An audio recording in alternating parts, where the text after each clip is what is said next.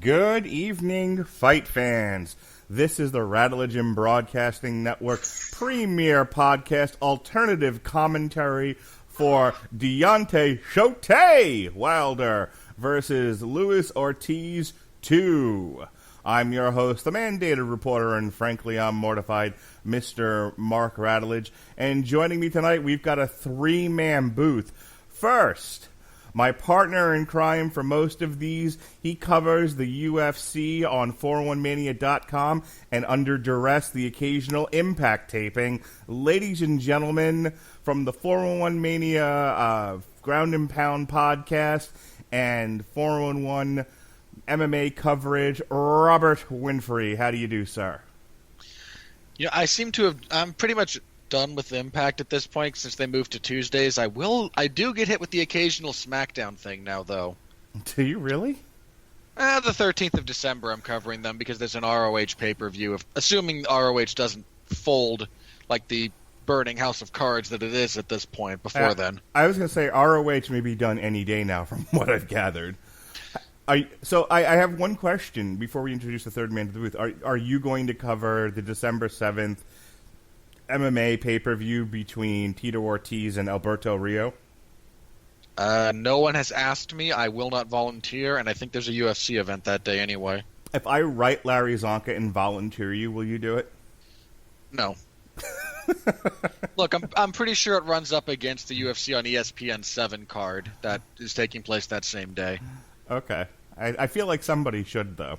Maybe this next person will. Ladies and gentlemen... Mark, you are the only person I know who is even remotely interested in that, in neither of those guys blowing out a knee between now and then to spare us all that unholy spectacle.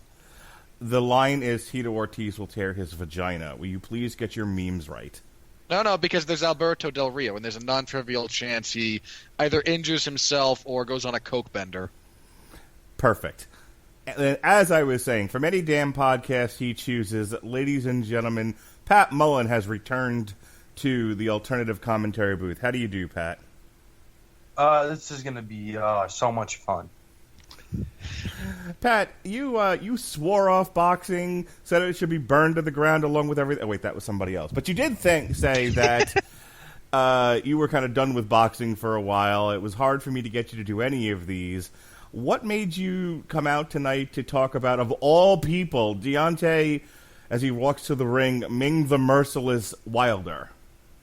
So, for those who don't know, Mark and I are going to have a podcast coming up where we go through the history of the heavyweight championship. And so, as a result, I've been watching a lot of past heavyweight champions. And just to put into perspective how lousy the guy we're going to watch tonight is, because he is bad. Matter of fact, I'd probably call him the worst I've ever seen to hold the heavyweight championship. It's just a fun perspective exercise. Fantastic. Going through the card tonight, Eduardo Ramirez defeated Ludwan Bartholome via fourth round TKO. Brandon, you're a heartbreaker, dream maker. He's so dreamy. Brew Baker. She's a dentist. Julio Ceja. No, his name's not Brubaker? I thought that's where you're going with this. Oh, no, I thought you said Brett Baker. Who was I that? said Brubaker. Oh, I messed up that whole joke. Julio Ceja ended in a split draw, and unlike Callum Smith, John Ryder actually deserved to be a draw and not the robbery that was that fight. Leo Santa Cruz defeated Miguel Flores via unanimous decision. No issue there.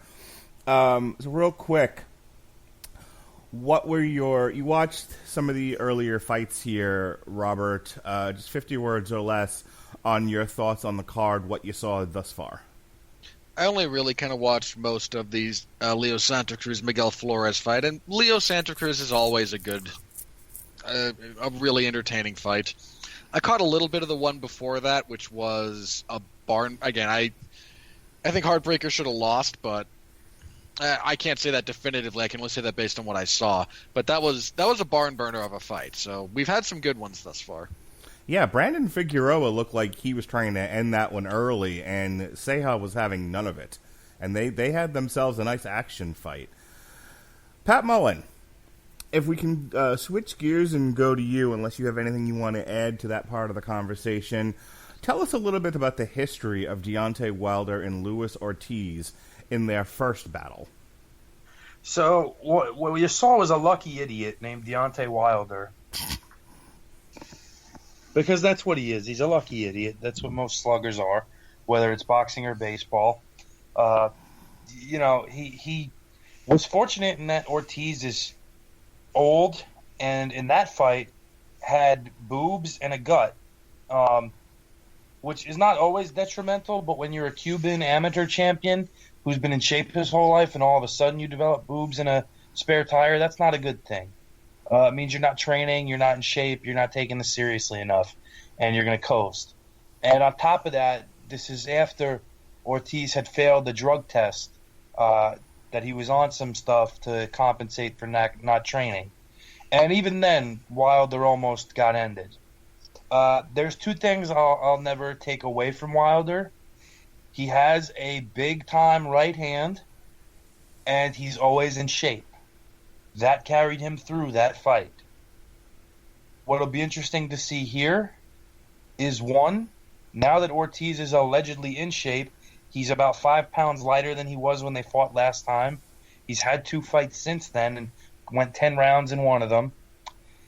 What's the mental state of Ortiz, who fought a good fight while not in shape, but did everything he could do and didn't win? And not only didn't win, but he got knocked out. Is the resistance beaten out of him at this point? Secondly, for Wilder, is he up for this fight? Is he here to make a statement? Can he do anything differently to avoid almost getting knocked out like he did last time? Deontay Wilder, as we've seen in previous fights, despite his reach and height, famously has the Stefan Struve disease where he uses neither to his advantage. He typically looks for one-punch KOs and gets them. I mean, the man has 40 to his record out of 42 fights. He has them. We can't take those away from him, cans or not. He had a rough fight against Tyson Fury where he lost that fight. Where it went to a draw on the scorecards. Well, he lost that fight. Anyone with half a brain knows he lost that fight. So naturally his team still maintains he won. The point that I was raising and wanted to go to Robert on was, he had a rough time with Tyson Fury because he could not find a home for that big right hand, and where technique was needed, he was lacking. And so he came away in that fight frustrated and really was made to look kind of poor. So what do you see him doing in this fight to make a statement going into a probable, kind of penciled-in fight in February with Tyson Fury, Robert Winfree? It depends on what kind of statement he wants to make. If he wants to prove that he could actually box near the level of Tyson Fury, you're going to see this fight go on longer. He's going to try and show off some defense and some footwork and try to show some tricks to his game. That's not the kind of statement Deontay Wilder historically makes. If he wants to make a statement, he's going to come out, he's going to look mean and angry, and he's going to try to punch Ortiz in the face as hard as he can, as fast as he can, and then say, look at me, I still knock people out. Okay, and here we go with round one. Kind of a slow start for both guys. Deontay Wilder sort of pawing at Luis Ortiz. Luis Ortiz was the worst balance of anybody I've ever seen. God, that left hook was so ugly. His chin was right there. Yeah, it was. He kind of was. He looked like he was trying to punch to the body, but Ortiz just took a baby step back and he hit wind. He looked very off balance, and then Ortiz chased him into the corner.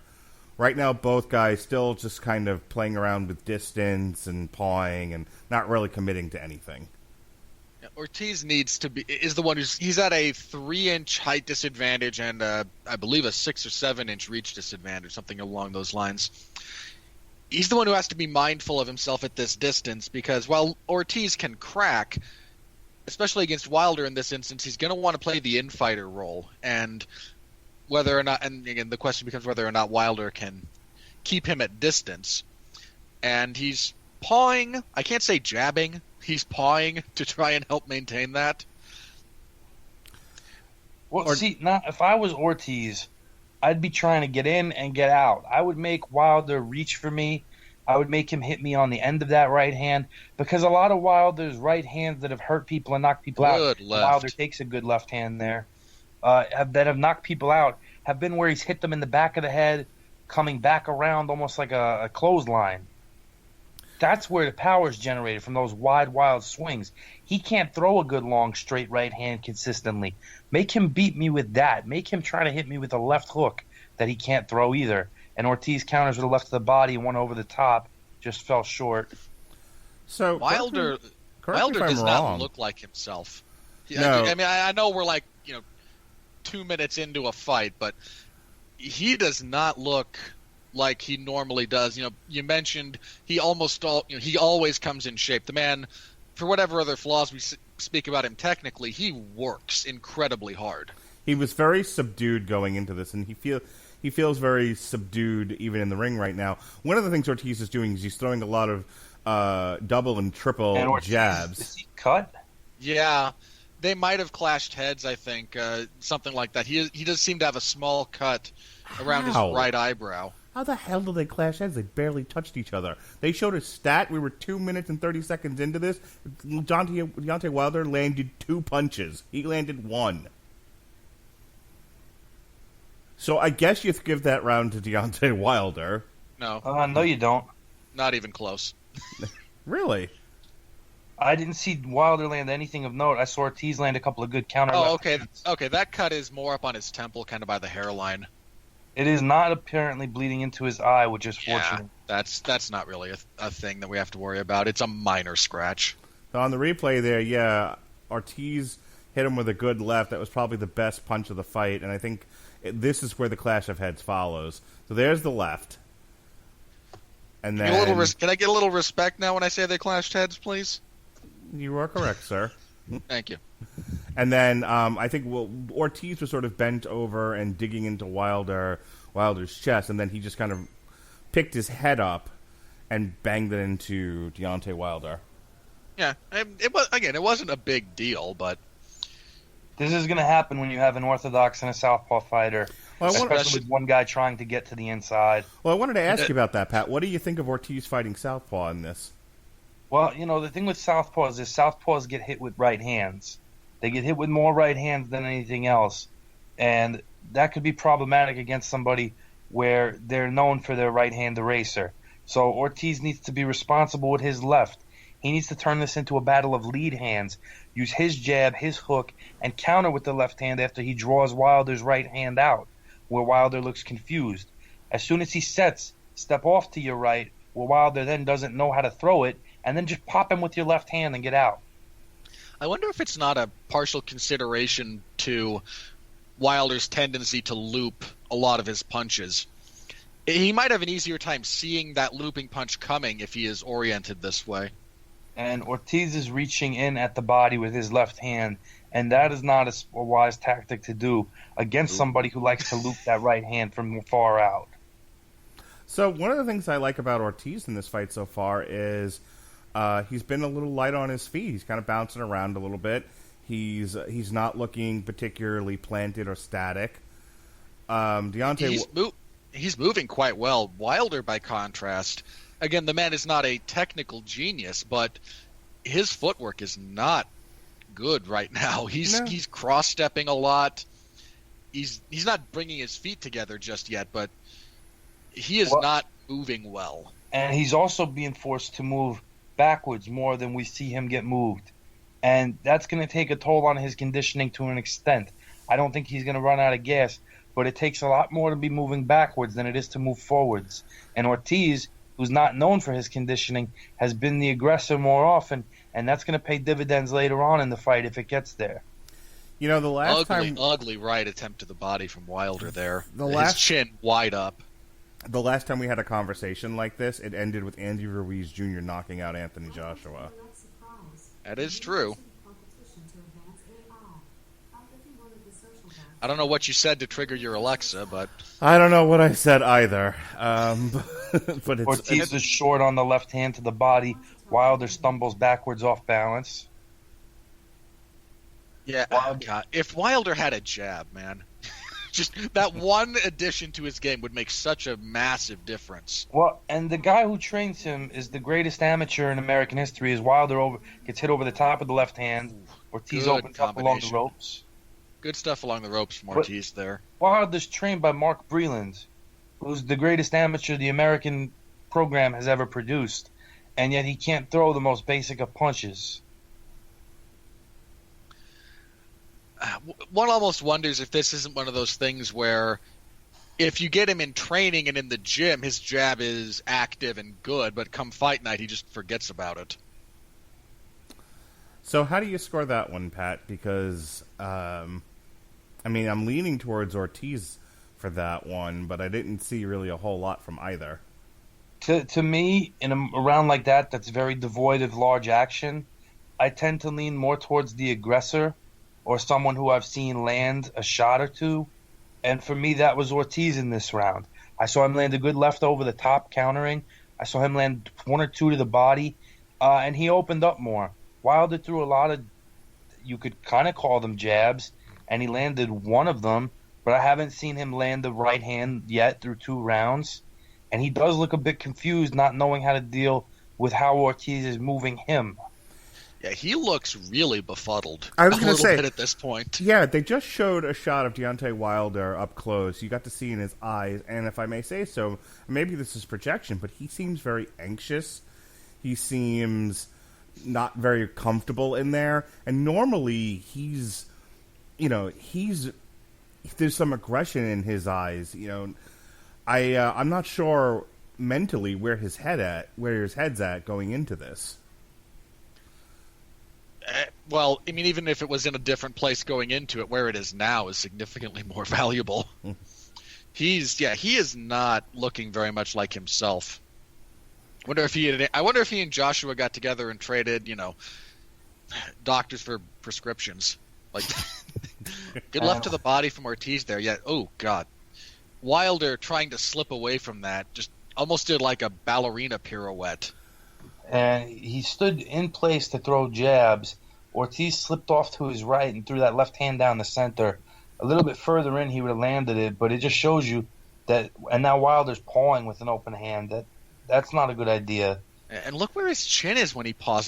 His head position has never been the best, but it is really poor here. I'm wondering if Deontay Wilder is thinking, I'm going to do nothing for the first few rounds.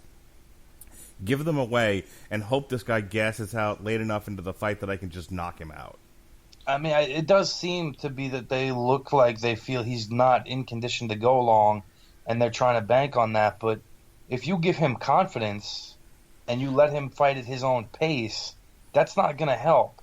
Yeah, I say this all the time when people kind of question MMA fighters in certain capacities. There are plenty of people with another clash of heads there. Yeah.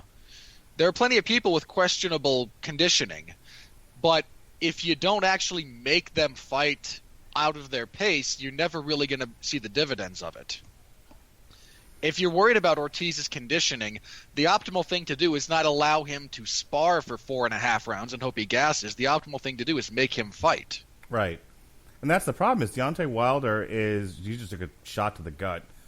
Deontay Wilder is just kind of sitting there.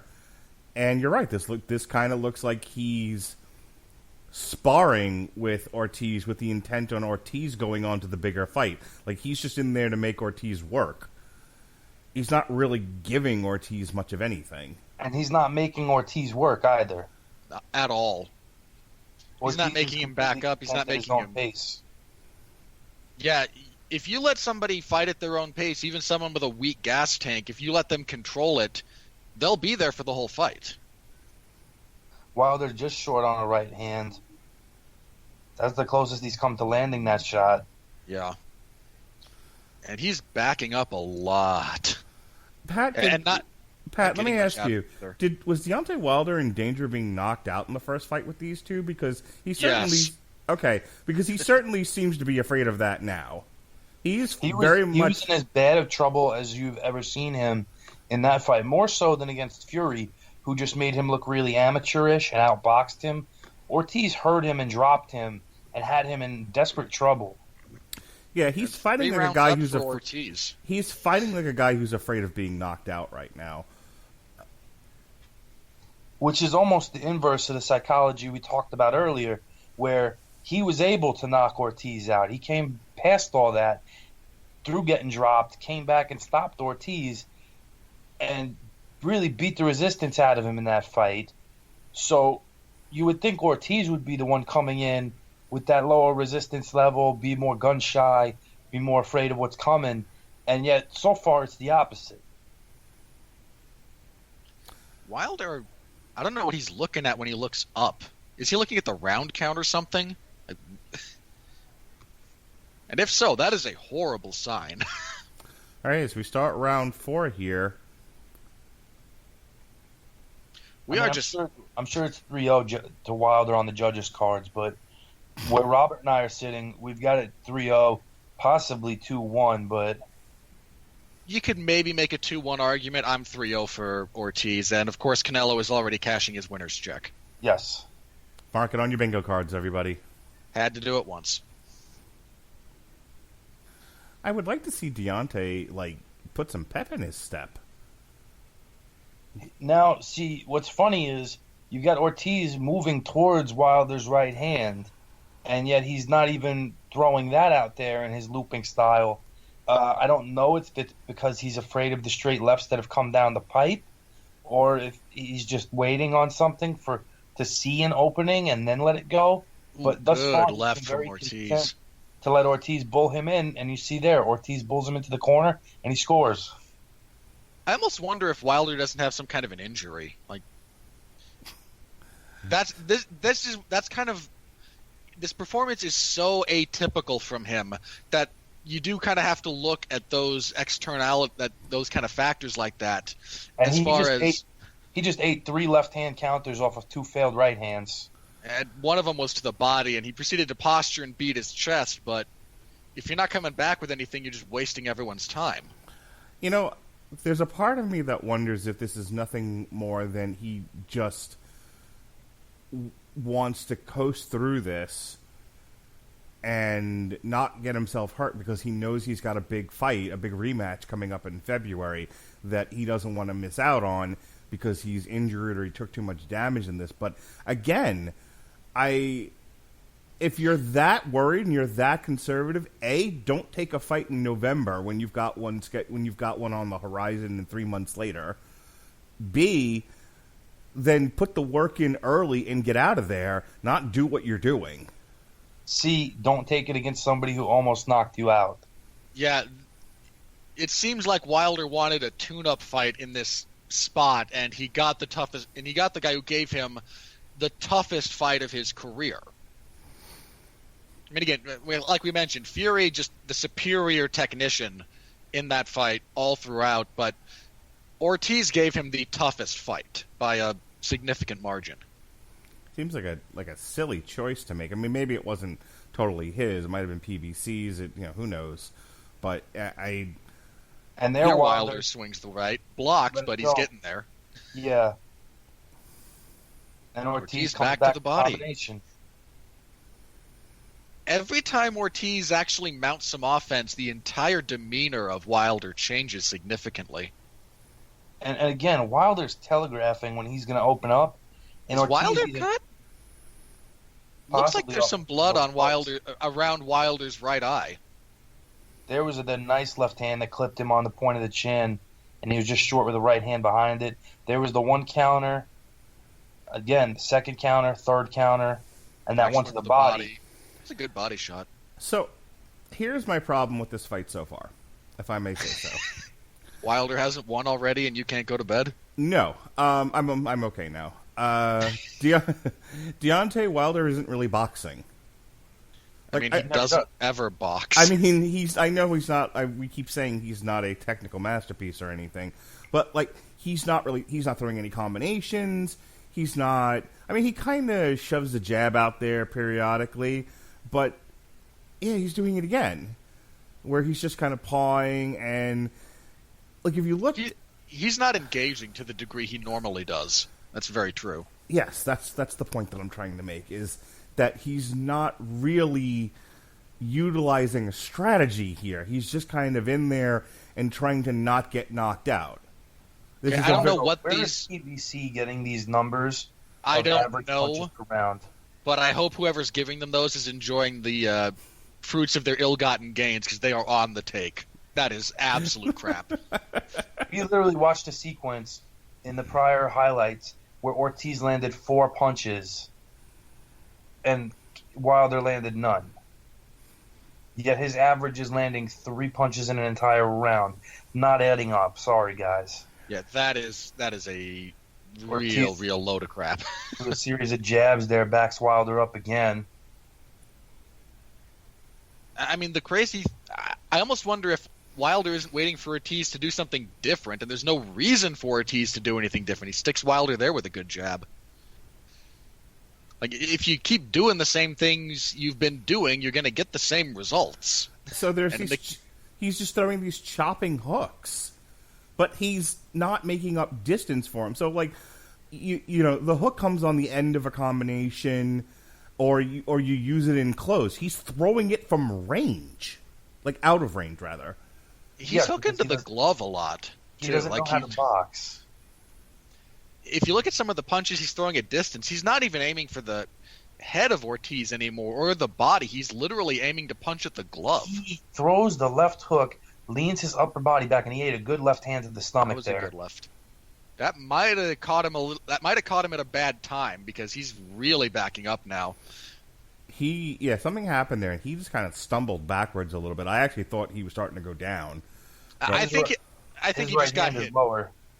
I think he just kind of got hit as he was breathing in, kind of thing. I think it was just bad timing for Wilder when he got hit there. He doesn't seem to...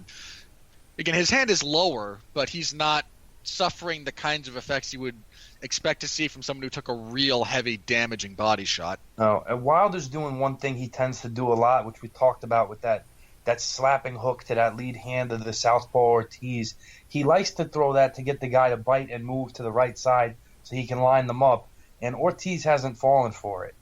Wilder complaining about being hit in the back of the head is the height of irony.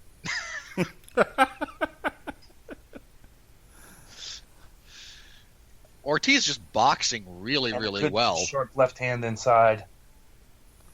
I want to say at this time my favorite referee in the history of boxing is refereeing this match tonight. Kenny Bayless? Yes. Though I haven't seen him moonwalking yet. No, but he will. Well, they could. Nice right hook from Ortiz. And the left hand inside to cap off the round. That round, Wilder did absolutely nothing. I don't think he landed a single relevant blow. Like, at all. So I don't know if you guys heard it earlier, but they went to this commentary desk where you see Sean Porter now, and they had Kanaki up there, and I can't remember who else, but they were giving fight predictions, and Sean Porter, and they all said Deontay Wilder knockout in under 7. And then Sean Porter just said, hey, why don't we, you know what would be fun? Why don't we all just yell Bomb Squad together? And folks, that's why we do these commentaries, because you shouldn't have to listen to stuff like that.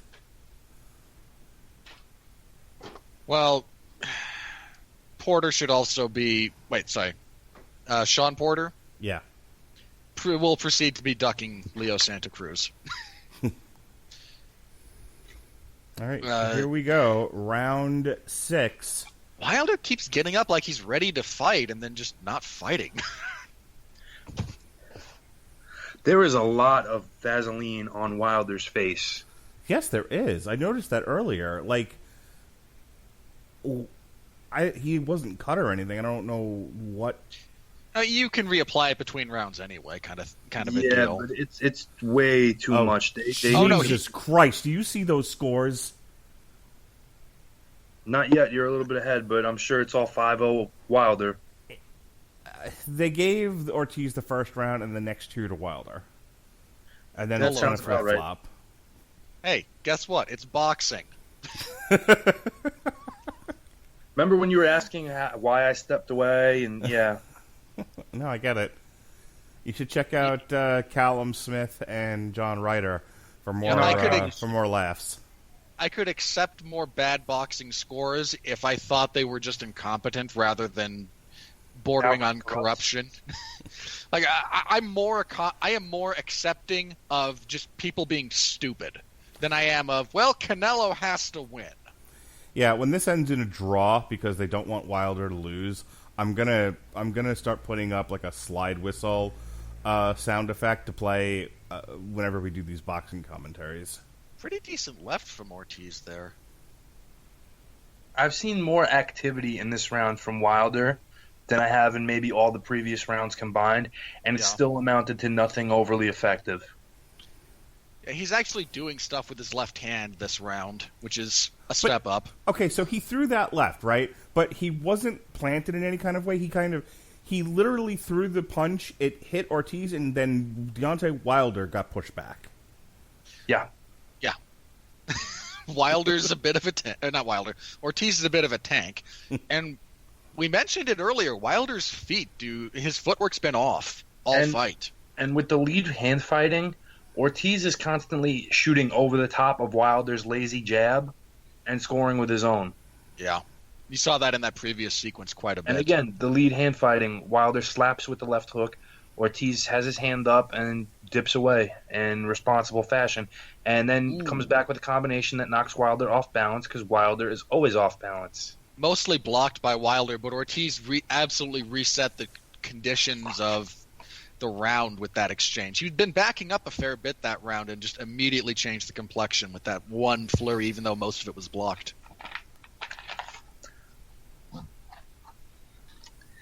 Well, and again, he already looks in much better condition than he did for the first fight. I mean, he looked in better condition, 3 weeks after the first fight with Wilder when he just because he had to go on a diet. Is there some... Okay, this might just be me, but is Wilder's, right suborbital area around his gum swelling?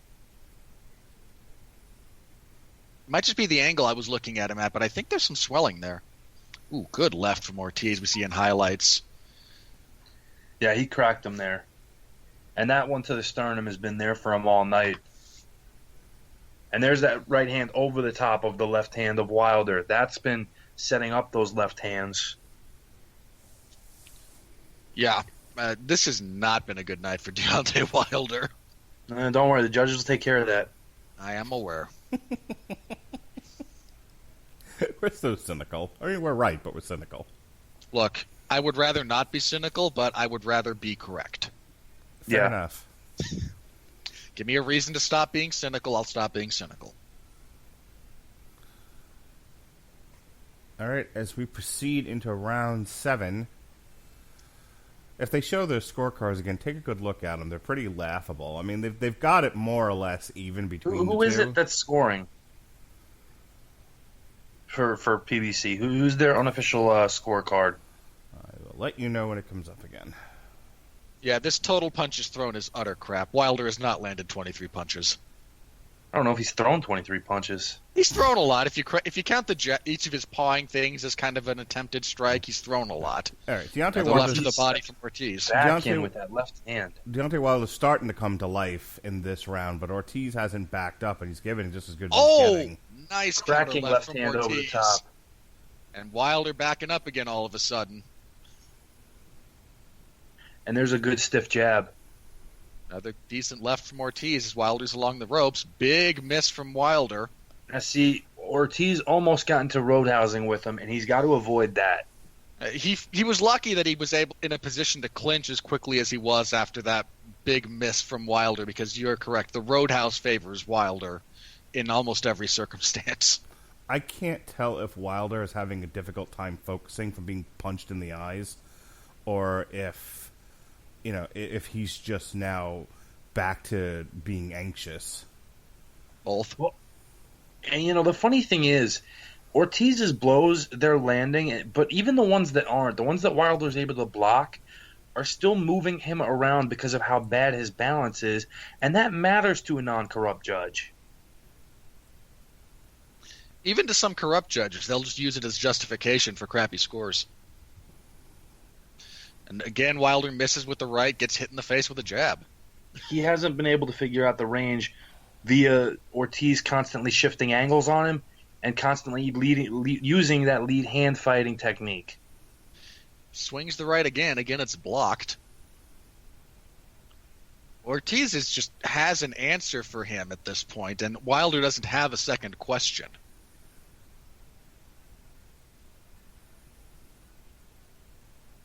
You know, at this point, if you're Deontay Wilder, if you're this afraid of him, maybe tie up, make ugly this up a bit, take away his power and range, and just,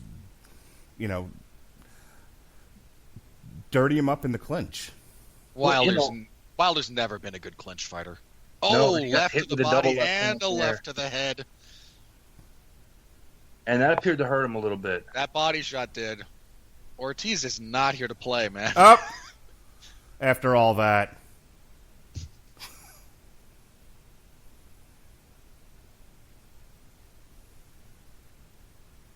And leading. Finally, the right hand is through, and Ortiz is down. I'm going to wait for you guys to catch up. Yeah, we see it. All right. Well, nothing. Cracked with a punch. That's a dive job. That borders on it. Again, I almost said earlier my potential explanation for Wilder's performance. He knows what round Ortiz is supposed to drop in. That is a dive job. Yeah. Normally when you say that. Normally, when you say, "Oh, that's a dive," it's like, I choose to believe that there's more honor in this sport than you're giving credit to. But yeah, he fucking dove. He read that count, was not hurt. Then all of a sudden paused to get up. That was a dive. He definitely looked like he could have made that count, or the ref could have allowed him that extra kind of half second to get all the way up. Yeah, that was kind of the ref and the Daffy Duck Elmer Fudd fight. 1-3-5-7, you're right. No, you're out. 1-3-9-10, you're out. Winner and new champion. I need a replay of the finishing punch because it came out of nowhere. Not only did it come out of nowhere, it was such a setup that Ortiz had dealt with in every previous iteration of that exchange. Well, the paid commentators, cheerleaders, if you will, all said knockout in the 7th or before. They literally named the round that this guy flopped in. And we're still not getting a replay, by the way. Must not be a good shot. Maybe they didn't want to show footage of Ortiz receiving the check. I mean, at this point, why wouldn't you? And it's a left hand from Deontay Wilder, and is that a sack of money? All right, winner and still world boxing heavyweight champion. They're trying to edit the camera angle where you don't see Al Heyman in the background giving the thumbs down.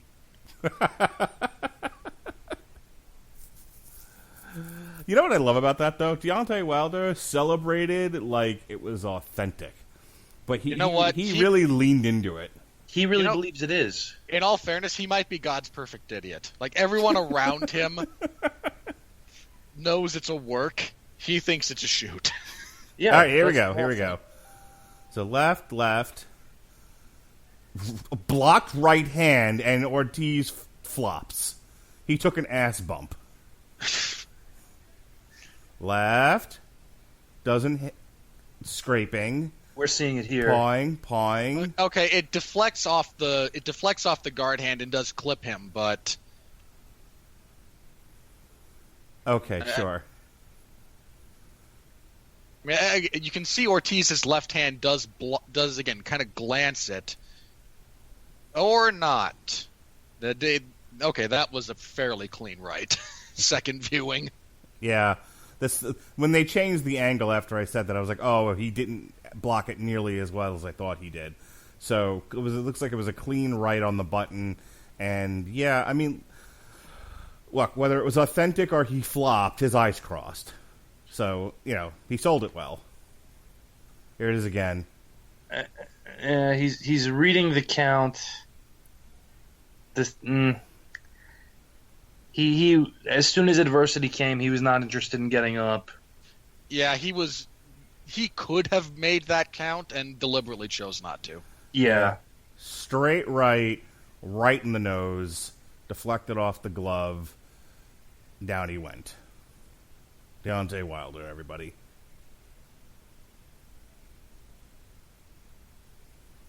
Okay. Well, wasn't that exciting? Huh?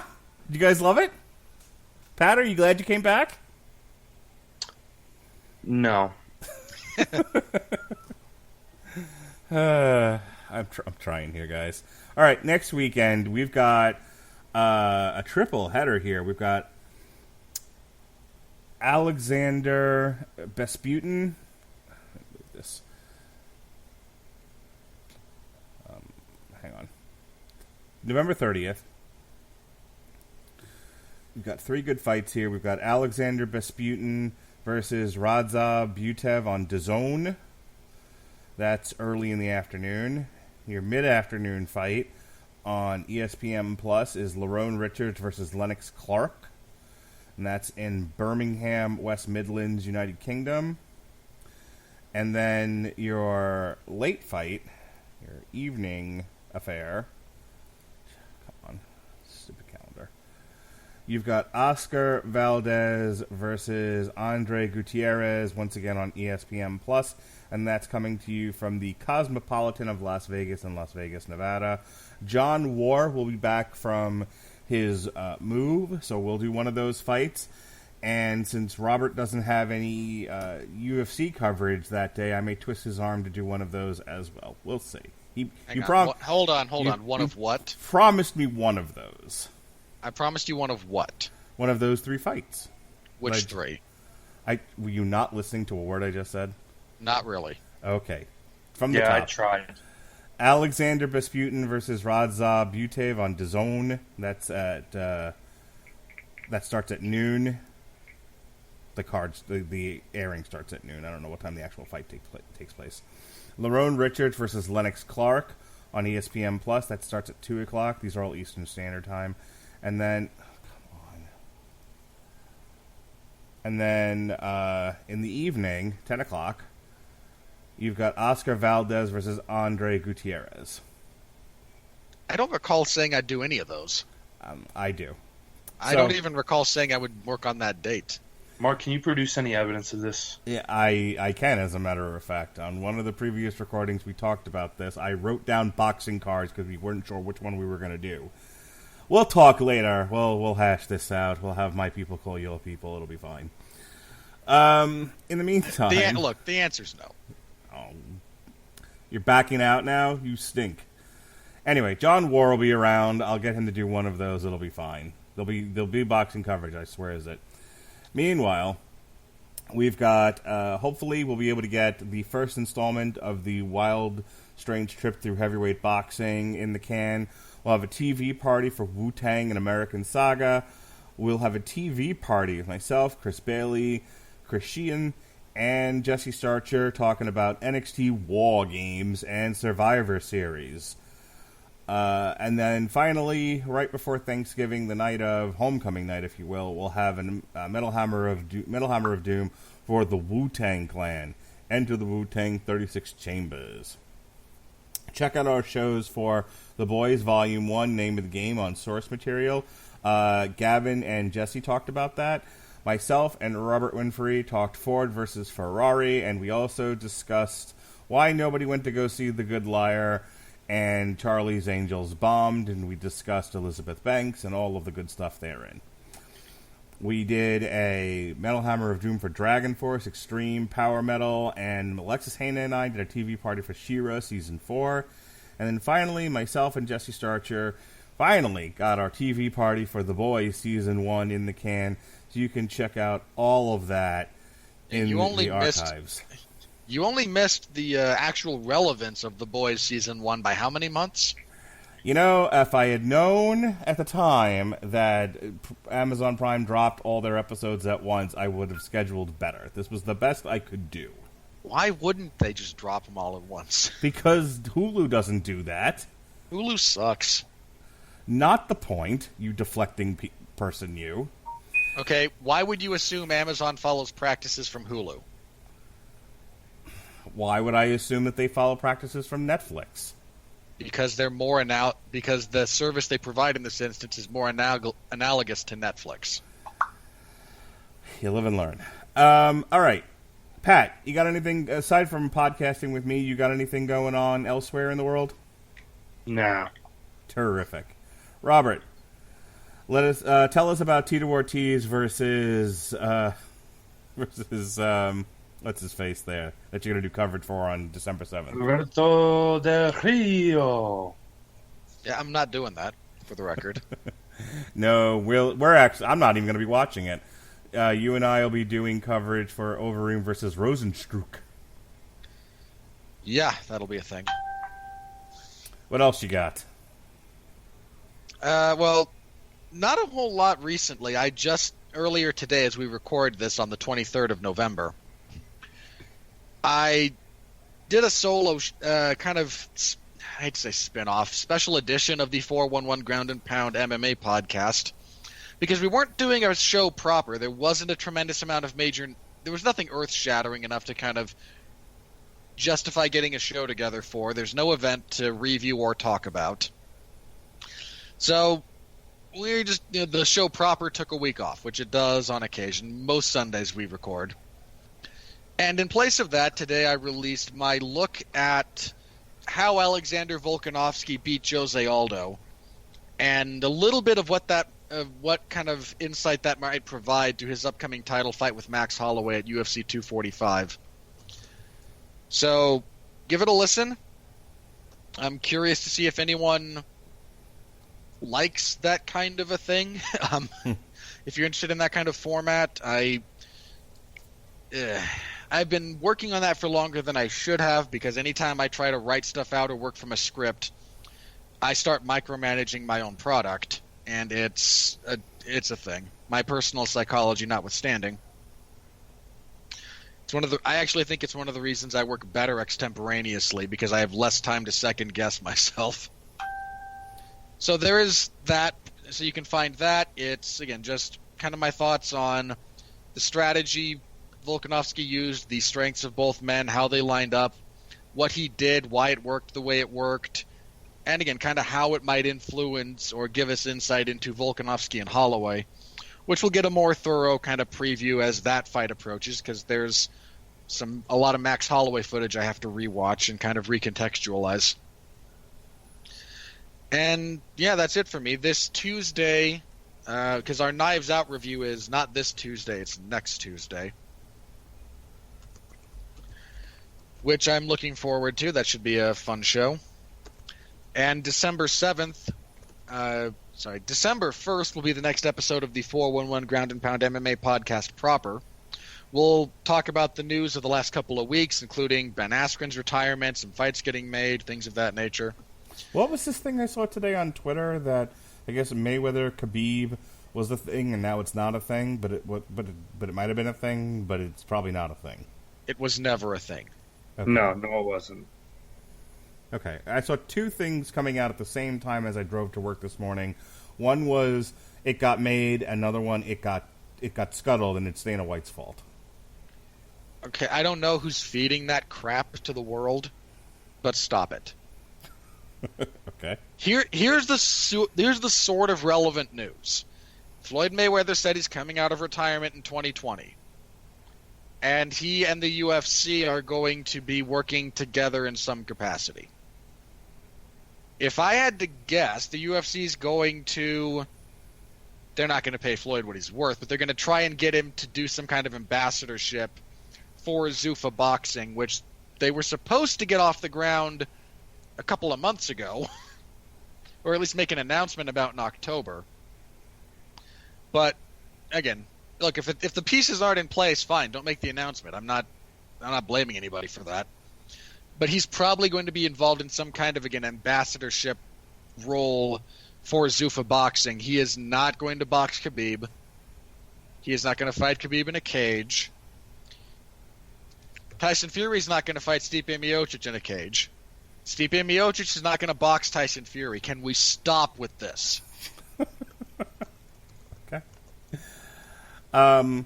So in addition to your podcasting and coverage, we've got, as I said before, we've got some coverage coming up, some actual coverage, not things you're backing out on me on. We've got Overeem versus Rosenstruck on the 7th. We've got UFC 245 Usman versus Covington on December 14th. I don't know what you're doing on the 21st, but I'll be at Disney, so I ain't doing squat on the 21st. But we are back on the 20th. I believe the 21st I will be covering Ortega versus Korean Zombie. In South Korea. Yes, first thing in the morning, and I will be again watching it from my hotel room at Disney. And then, but finally, no, you won't. You'll still be asleep. On the 28th, and don't say you're not doing it because you committed. I put it on the calendar already. Fedor versus Rampage from Japan. I did not commit to that. Yes, you did. There is no way on God's green earth under God's hot sun. You said, hey, Fedor versus Rampage. And my response wasn't to immediately void my bowels, vomit, and run screaming away from you. As I recall, you said you were excited for that. Put it on the calendar. That's why I did. Look, I can't control how much head trauma you've suffered and how it's affecting your memory. There is no way. That was my response. Absolutely not. It was absolutely put it on the calendar. Look, I can't control what you put on the calendar. I am not involved in... You told me to. No, I didn't. Yeah, you did. No, I really didn't. All right, well, we'll deal with this again. I'll have my people call people. No. Mark's gimmickry is leaking too much in towards real life. Never did I say I would do anything related to that. Okay, it's not what I recall, but... That's fine. Other than not watch it. Okay, well, we'll talk about it later. It's fine. Fedor versus Rampage, DAZN, Robert and Mark, your favorite commentators. It's going to happen.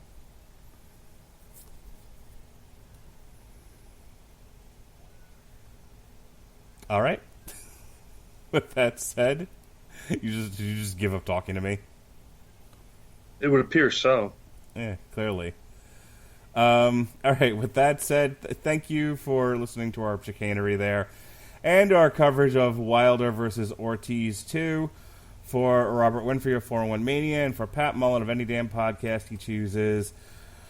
This has been the Radulich and Broadcasting Alternative Commentary. Be well, be safe, and behave.